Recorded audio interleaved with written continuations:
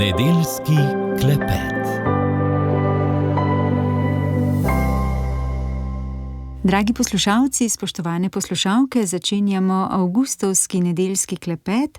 Moja gostja nocoj je gospa Tatjana Fink, nekdanja vodja hiše Ljub Hospic. Lepo pozdravljeni. Dober večer.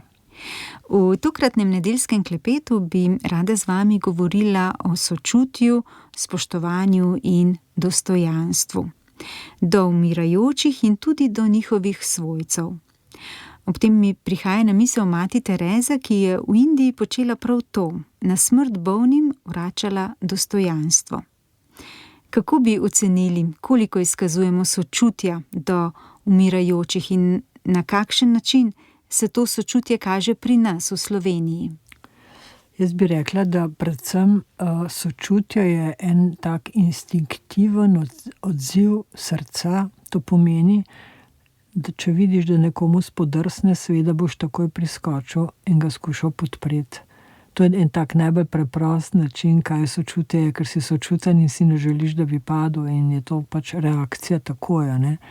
Seveda, to zdaj govorim na fizični ravni, sočutje je pa vseobsegajoče, seveda vidiš človeka celega.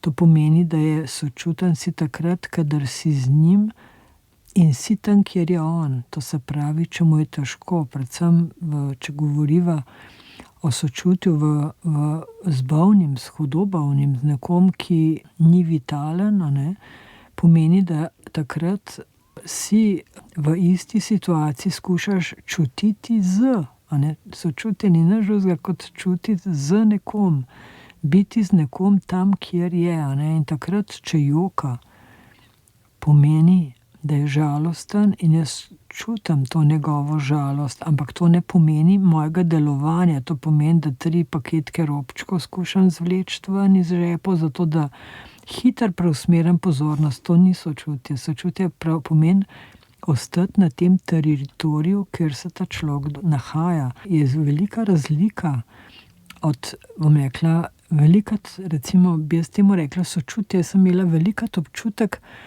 ob nekom, da sem ostala brez besed in bi lahko temu svojemu sočutju rekla, ne vem, kaj reči. Zato, ker enostavno so bile besede odveč, ker sem bila tam s tem človekom. In te trenutki so velika težki, ampak takrat si noter, takrat nimaš tega občutka, te teže in bremena. Mi se pa skušamo zelo zaščititi pred tem, da nas ne bi boleli. Mi vemo, da nočemo trpeti, da nočemo imeti sosed, kaj vse naredimo recimo z nekim žalujočim človekom, da bi preusmerili ali pa da bi imeli mi neko zadoščenje, da bi njegovo žalost preusmerili. To se pravi, od tega, da ga skušamo v kakšen kino zvleči, da ga skušamo, ne vem, televizijo, radio, toplice, ne vem, kakšne nasvete vse dajemo, zato da bi ga spravili iz tistega občutka, ki je nam naporen. Jaz verjamem, da je tudi temu žalujočemu, ampak on pravzaprav mora najti zdravljenje in celjenje na sredini stvari. To se pravi, ne more zbežati pred tem in ni ideja tega. In je tudi, bom rekla, razlika sočutja in usmiljenja. Mi namreč zelo hitro ratamo usmiljeni, ljudje se nam začnejo smiliti. In jaz v takih situacijah sem mnogokrat rekla, a ste kdaj bili v situaciji, da ste se vi komu smilila, a ne? Ker to pomeni, noben noče biti, pomanjšan. Kadar se smiliš nekomu, te nekdo zelo pomanjša, zato da on zdrži to situacijo.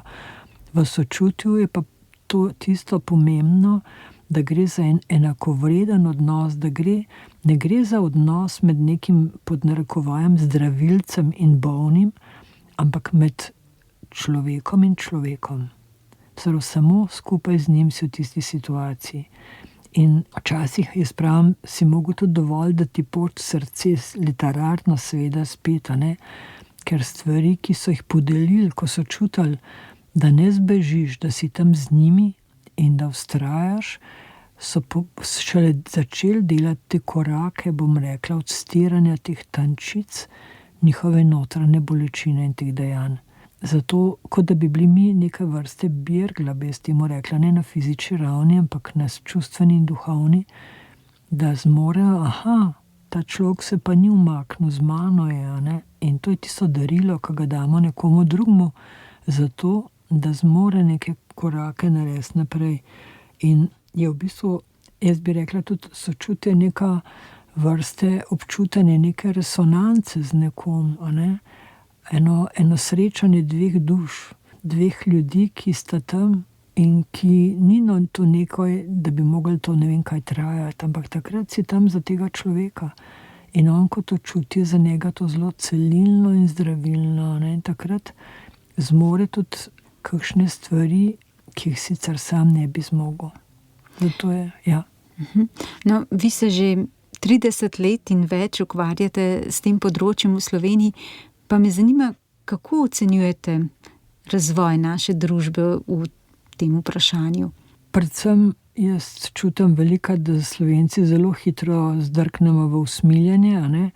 Še rajše pa profesionalni delavci, a ne, recimo zdravstveni, pa predvsem še raje v empatijo, to se pravi, tako zelo poudarjajo moč empatije, vživljanje v tem, kako temu človeku je, ampak to je vse skupaj odnosi ločenosti, a ne, to se pravi, ločiš se od tistega, da mene ne bi bolela, ne, in si rečeš, moram ohranjati sebe, ne morem to vendarle, a ne, kako pa bom med tokimi bolnimi, najdemo bliž takoj za svoj odgovor, a ne, to se pravi, opravičilo, zakaj pač smo taki, a ne, ampak sočutje je vedno manj, predvsem zato, ker za sočutje moraš biti tam, prisoten, a ne, vzeti si moraš čas in ta človek mora začutiti, da sem z njim, a ne, da sem na vratih in vprašam, ko pridem v sobo, kaj bi pa želel gospod, a ne, ampak videti, da sem jaz z eno nogo že drugje, ampak ali pa sploh samo fizično sem prišla v prostor, a ne, in mi se vedno skušamo opravičevati, ni časa, ker je tempo, ker so visoki obrati, ker so veliki normativi, ker manjka medicinskih sester, a ne. Ampak dejansko, ko pridemo do posle, a ne, in ko nekomu tudi, če dajemo injekcijo ali pa žličko, bom rekla, mogoče ene tekočine, ki bo med njegovimi zadnjimi požirki, takrat zmoremo z eno prisotnostjo, z enim toplim pogledom, a ne, dati neskončno velika, ne. In to je ta sočutje. No, kaj pa sočutje do svojcev in prijateljev umirajočih, do žalujočih? Spomnim se, da ste v enem od najnih pogovorov enkrat rekli, da je v današnjem času bolj kot smrt tabu žalovanje. Še menite, da je tako? Absolutno, žalovanje je sploh nekaj, kar se mi zdi v sodobni družbi ne obstaja in kar je zelo čudno, ne, ker pač priješ, nekdo ti umre, 3 dni te ni in potem, a ne, ko je konec tega dopusta, če rečem izrednega, imajo občutek, da se boš vrnil nazaj, kakšen dan, 2, 3 te mogoče ali pa en teden te še gledajo tako pač malo prizanesljivo, potem pa pač to izgine, a ne, tudi mogoče zato, ker včasih so se ljudje zelo oblačili v tem obdobju žalovanja v črno, ne, in pomenili je to spoštuj, ker imam izgubo, ali pa nosili so določene bedže, ki so pomenili žalujem, a ne, če so imeli druge barve oblačilo. Danes pa tudi to ni več, a ne, ker pač obleka ne izraža več notranjega stanja, ampak meni se tako zelo zdi pomembno, a ne, da svojci, a ne, v bistvu dajo lahko največje darilo svojemu bližnjemu, ljubljenemu, ki se poslavlja prav v tem, da so ob njemu do konca, da zdržijo, ampak to pomeni ne, da ves čas delujejo, ampak da zmorejo se tudi ustaviti, a ne, in biti z njim, to se pravi v sočutju. Ni treba veliko besed, jaz se spomnim velikokrat, ko rečemo svojcem, ni vam treba. V hiši ljub hospica smo mi zato, da naredimo te praktične stvari, a ne. Vi imate zdaj čas za odnos s svojim možem, svojo ženo, s kogarkoli že to je, a ne, in kar ne znajo se ustaviti, ampak to prav pomeni obstati in ni treba veliko besed, ni treba, da bereš časopis, ni treba, da gledate skupaj televizijo včasih, ampak samo to, da si tam in rečeš ti kar dreme in počivaj, jaz sem s tabo, a ne, in si aktivno v tem odnosu in se mi zdi tako, da če v bistvu sočutno te svojce podpremo, da jih razumemo, damo jim vedeti, da pač čutimo njihovo stisko, ker to je velik duhovni korak, da na nek način podpiraš nekoga, ki ti je res blizu in se poslavlja, ker je obenem se zavedaš svoje krhkosti in čutiš žalost ob tej potencialni pričakovani izgubi. Ampak v bistvu, če smo mi z njimi sočutni, se tudi oni izjemno odprejo in tudi, bom rekla, so potem opolnomočeni lahko prav s tem sočutjem, ker je to tisto, ko rečeš, jaz čutim, gospa, da vi to zmorete in mi smo z vami. In to ni nekaj, kar je neka floskula, ampak ob tem, ko pripovedujejo včasih zgodbe svojega življenja, ti svojci, kaj se mi je vse dogajalo z tem, ki se poslavlja, v bistvu čutiš nemoč, ker ne moš nič spremeniti za nazaj, ampak si z njimi in ko to čutijo, se čutijo resnično srečani in ta srečanje, to je ta sočutje, ki ga daš. No, kaj pa spoštovanje do umirajočih, zakaj je to pomembno? Pa ali se vam zdi, da ga izkazujemo ali ne? Absolutno je spoštovanje ena izmed temeljnih vrednot, ampak velikokrat ga zamenjujemo z dostojanstvom. Namreč spoštovanje pomeni biti v odnosu, ker se rodi z neke vrste ljubezni. To se pravi, ljubiti pomeni spoštovati. Če imam jaz nekoga rad, potem si bom vzel čas, potem se bom potrudil, potem bom bil z njim in bom zmogel tudi marsikaj potrpeti. In biti spoštljiv pomeni, da sprejemaš človeka takega, kot je, ne samo v tistem dobrem, ampak da ga razumeš tudi v tem, kar je slabega. To se pravi, če drugače povem, recimo velikokrat se srečamo z bivšimi alkoholiki, recimo, ki so v svojem življenju skreljali življenje sebe in bližnjih, ki si ga ne bi želeli ponoviti, bi spremenili, če bi imeli to priložnost in možnost. Ampak ne gledaš ga kot bivšega pijančka, ampak ga gledaš kot človeka, ki je prišel do tukaj, je z mano, je strd in rab tisto človeško toplino. Se spomnim enega trenutka, enega gospoda, ki je živel v isti hiši z bivšo ženo in z 2 hčerkama in praktično med sabo niso komunicirali, ker so imeli toliko, bom rekla, težke zgodovine med sabo. In njega so pač proglasile za čudaka. Verjetno tako, ko živiš tako skupaj in se ti to dogaja, je bil to še blag izraz vsega tega, kar so razložile, kaj se mi je dogajalo. Ampak, ko sem prišla k njemu in sem nekaj časa sedela ob njemu in je on imel zaprte oči in je 2krat tako na hitro preveril, na pol miže, a sem tam, in ko je videl, da vztrajno sedim in sem z njim, me je vprašal, če bi ga objela. In jaz sem to razumela kot to, da je pripustil me, in sem rekla, je bilo veliko težkega v življenju, in on je zajokal.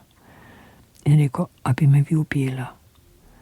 In to je tak trenutek, se mi zdi, ko sem ga res spoštovala s tem, da je zmogel biti tam, da ni iskal nobenih upravičil, da ni bilo nekega delovanja, ampak je zmogel te težke trenutke, ampak on je želel pogovor z mano zato, da bi nekaj naredil v svojem življenju. To se pravi, on je še zmeraj spoštoval te svoje, s katerimi je tako ravnal. In je prišlo pa to zelo lepe sprave. Tako da, ko spoštuješ enega človeka, mu daš občutek, da ga imaš rad, ne s čustvi, ampak s tisto ljubeznijo. To ne pomeni, da se strinjaš z njegovimi dejanji, to ne pomeni, da si na isti valovni dolžini, ampak pravzaprav, da razumeš, kaj počne ali pa kaj je počel. In biti spoštljiv pomeni zame samo to, da sprejemaš vse in vsakogar tazga, kad je. In tam, kjer je. No, rekli ste, da se marsikdaj spoštovanje zamenja z dostojanstvom. Ob tem mi prihaja na misel, da človek marsikdaj že v času zdravljenja izgubi svoje dostojanstvo, ko se ga zreducira na zgolj telo. Kako pomembno je po vašem mnenju zagotavljati dostojanstvo umirajočim in kaj to na vse zadnje pomeni? To, kar jaz čutim, je dostojanstvo je temeljnega pomena v oskrbi vsakega človeka, ne samo umirajočega. Spomnim se pred kar nekaj leti, ko sem imela prometno nesrečo in sem bila nameščena v bolnici in so se fizično seveda trudili okoli mene, ker sem imela zelo težko poškodbo medenice in velike bolečine. Ampak potem je prišla ena velika vizita in dan in me je ta nadzorni zdravnik vprašal, kako se počutim. Bilo je zelo vljudno vprašanje, zato ker ko me je vprašal, že ni bil z mano več, ampak je bil že pri naslednji posli, a ne. In jaz sem pač na glas povedala, da se počutim kot zlomljena Rita, a ne. In je obstal šokiran pri naslednji postelji in eni njegovi kolegi zdravniki so se nasmejali. Ampak takrat se je potem vrnil nazaj. In je rekel, razumem, kaj govorite, kaj sporočate. Ampak jaz sem se čutila zato, ker so se vsi ukvarjali samo z mojo fizičnim stanjem in ni bilo nič drugega in bila sem nameščena v sobi s 6, bila urgentna soba s 6 bolniki, kjer je noč in dan gorela luč, kjer so jih vozili not in ven. Ampak to je bil pač moj občutek, da nisem imela dostojanstva, ne? Ampak sem pač razumela, situacija je taka, ne. Drugače pa dostojanstvo je pravzaprav tisti občutek notranje vrednosti, ki ga ima človek zelo zreduciranega, če je obravnavan samo fizično, kot ste rekla. In zato je posebej na koncu življenja pomembno, ali pa vsaki bolezni, da človeka gledaš celostno, to se pravi, da nisem skupek nekih razbolelih, bolnih organov, ne, ali pa bolezni, ampak da je človek, da je celota, da je duhovno bitje, da je čustveno bitje, da živi v nekih odnosih in da je treba tudi zato pogledati z drugega zornega kota. In v bistvu je neka oblika socialnega priznanja, bi jaz to mi rekla, tej vrednosti. Recimo meni je bilo zanimivo, ko sem srečevala tako različne ljudi v hiši Ljub Hospica, sem včasih naletela na določene zelo preproste ljudi, ki so imeli skozi občutek, da se jim ne posvečamo dovolj in da nimajo tistega dostojanstva, ki ga bi mogli imeti. Ampak jaz sem pol dojela, da to pravzaprav del njihove preteklosti, a ne, poklicne preteklosti in življenja, ker kot čistilke, kot neki fizični delavci ali kaj podobnega niso bili spoštovani in niso imeli tiste vrednosti nobenih ni ceno. In zato so v bistvu pravzaprav v tem obdobju še toliko bolj poudarjali ta manko, ki je bil v preteklosti, ne pa tisti čas, da bi jih mi gledali kot neke poklicne, a ne, funkcije, a ne. In v bistvu je zelo pomembno to, da največkrat dostojanstvo vidimo, spet hočemo zreducirati to predvsem v bolnišnicah na fizično, to se pravi, da nisi razgaljen, a ne, da si primerno oskrbljen, da te tuširajo, kot ti hočeš in tako naprej, oziroma da imaš določeno možnost izbire, kaj hočeš in kaj nočeš, a ne. Ampak dostojanstvo je veliko več, a ne. Gre tudi za recimo duhovno raven dostojanstva, ko pomeni, da ljudje imamo odnos oziroma spoštujemo neke izbire, vrednote, veroizpoved recimo, ne. Vse te stvari so del tega dostojanstva, ko se človek čuti, da ni degradiran, da lahko še nekaj odloča o tem, da je neka oblika, to tudi ena taka avtonomija človeka, ne glede na to, koliko še lahko odloča o sebi. In predvsem, da mu ves čas ohranjamo, ko se pač pomanjšuje, včasih tudi ljudje sami tako nastopajo, ne, kaj bom jaz zlomljena, taka, druga, se nisem niti nič vredna. Enkrat je ena gospa rekla, tja me vršte za jarka, ne, se nisem za nobeno rabo pa tako, ne, ampak to je bilo tisto, ko se je čutila razvrednoteno zaradi življenja, ne, in nam je pomembno bilo, da smo ji razložili, da v njej ta ljubezen, ki je pa obilo dala svojim otrokom in okolici, prinaša tisto vrednost in da je zato tudi skušamo, ne, da jo mi vidimo zelo drugače, kot pa ona sama sebe zdaj trenutno ocenjuje in vrednoti. In če ga ni, a ne, bom rekla, dostojanstva, in to je zelo hiter ta občutek ponižanja, ne, nespoštovanja, nevrednosti, a ne, to, kar govorim. Zato je zelo, zelo pomembno, da vnašamo v ta okolja, kjer človek je, a ne, to dostojanstvo, te elemente tega dostojanstva, ker to pomeni izjemno občutek ene kvalitete življenja, ki jo človek še ima lahko. No, morda je tudi število hospicov v Sloveniji povedno, kakšen je naš odnos do vseh teh tem, ki jih danes naslavljava, torej do sočutja, spoštovanja in dostojanstva umirajočih in njihovih svojcev, čeprav seveda ljudje ne umirajo zgolj v hospicu in bi se za vse to morali truditi čisto vsi, ampak gre pa za nek družbeni kazalec, tudi čisto na ravni financiranja, naprimer. In me zanima, kakšna bi bila vaš komentar k temu oziroma zaključna misel. Ja, meni je zelo žal, da vidimo predvsem, kot rečem, človeka samo kot fizično telo. Da smo res kot družba zelo zdrknili nekam na en rob, v smislu tudi pri paliativni oskrbi, ki je izjemno pomembna, da se pač tukaj razvije, ampak ne samo, da ni hospicov ali pa naklonjenosti tej ideji hospica živeti do konca, podprt z ljubeznijo v odnosu, ampak tudi paliativna oskrba tam, kjer je, kaže na to, da ni nikakršna prioriteta eno kvalitetno življenje do konca v tej družbi.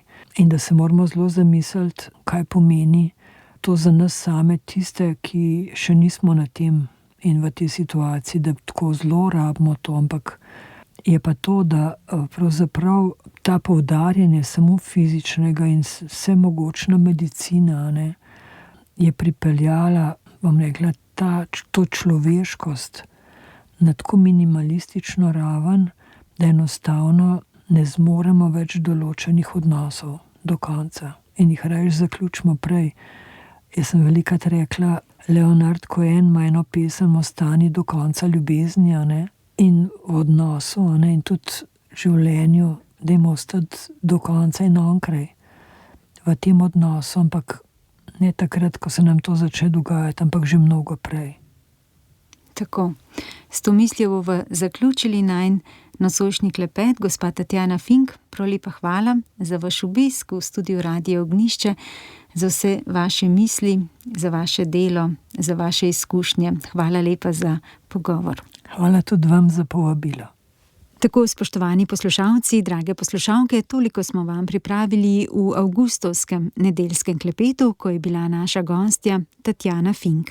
Prav lepa hvala za vašo pozornost, od vas pa se za nocoj poslavljava tehnik Jakob Čuk, ki je poskrbel za tehnično izvedbo oddaje, in voditeljica Damjana Medved. Lepo se imejte in srečno.